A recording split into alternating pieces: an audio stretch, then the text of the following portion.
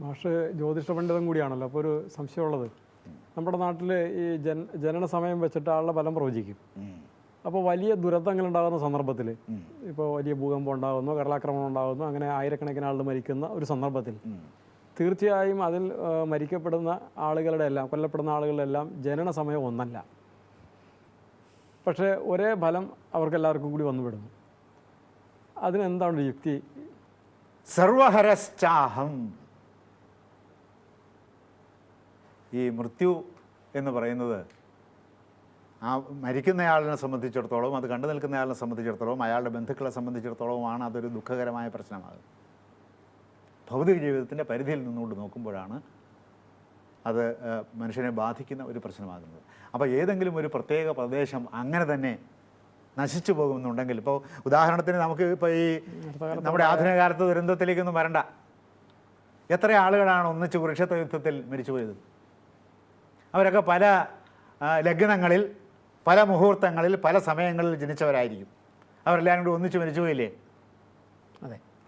ഈ ഭീഷ്മർ തന്നെ ഒരു ദിവസം 10,000 എന്ന കണക്കിനാണ് ഭടന്മാരെ കൊന്നത് ഒടുക്കിക്കൊണ്ടിരുന്നത്. അപ്പോൾ 10,000 പേര്, പല ജാതക നിലകളുള്ള 10,000 പേര് ഒന്നിച്ച് മരിച്ചുപോയി. അപ്പോൾ അവർ ദുരന്തത്തിൽ മരിക്കുക എന്ന് പറയുന്ന പ്രത്യേകമായ ദുരന്തയോഗത്തോടുകൂടി ജനിക്കും.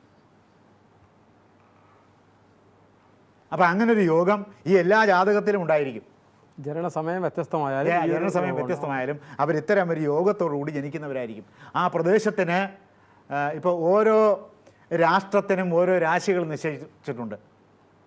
അപ്പോൾ ആ രാശിയുടെ അടിസ്ഥാനത്തിൽ നിന്നുകൊണ്ട് നോക്കിയാൽ ഏതെല്ലാം തരത്തിലുള്ള ദുരന്തങ്ങളാണ് രാഷ്ട്രത്തിൽ ഉണ്ടാകാൻ, പ്രകൃതി ദുരന്തങ്ങൾ ഉണ്ടാകുമോ, ഈതിബാധകൾ ഉണ്ടാകുമോ, യുദ്ധഭീഷണികൾ ഉണ്ടാകുമോ, മറ്റു മാരകായുധങ്ങളുടെ പ്രയോഗമുണ്ടാകുമോ എന്നൊക്കെ സൂക്ഷ്മമായി പല ആളുകളിലിരുന്ന് ഗണിച്ചതൊന്നും ഒരാൾക്ക് ചെയ്തു തീർക്കാൻ പറ്റുന്ന പണിയല്ല.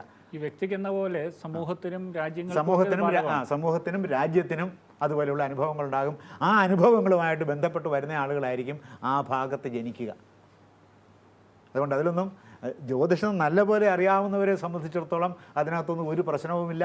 സംശയത്തിൻ്റെയും ആശങ്കയുടെയും പ്രശ്നം ഉദിക്കുന്നേയില്ല.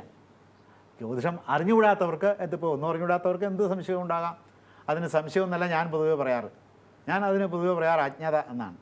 ഒന്നും അറിഞ്ഞുകൂടാത്തൊരു വിഷയത്തെ സംബന്ധിച്ച് അങ്ങനെ ഒരാൾക്ക് സംശയം. മഹാഭൂരിപക്ഷം ജ്യോതിഷ പണ്ഡിതന്മാർക്ക് ഈ പ്രശ്നമില്ലേ? നമ്മുടെ നാട്ടിലെ പണ്ഡിതന്മാരാണെന്ന് ധരിക്കപ്പെടുന്ന വേണ്ടത്ര നിശ്ചയമില്ലാത്ത, അതിനെക്കുറിച്ച് ഞാനൊന്നും പറയുന്നില്ല. കാരണം അതൊരു തൊഴിലാണ്. ആ തൊഴിലുകൊണ്ട് പലരും നല്ല ധനികന്മാരായിട്ടുണ്ട്, ചിലർ കുബേരന്മാർ തന്നെയായിട്ടുണ്ട്. ഇങ്ങനെയൊക്കെ സംഭവിച്ചിട്ടുണ്ട്.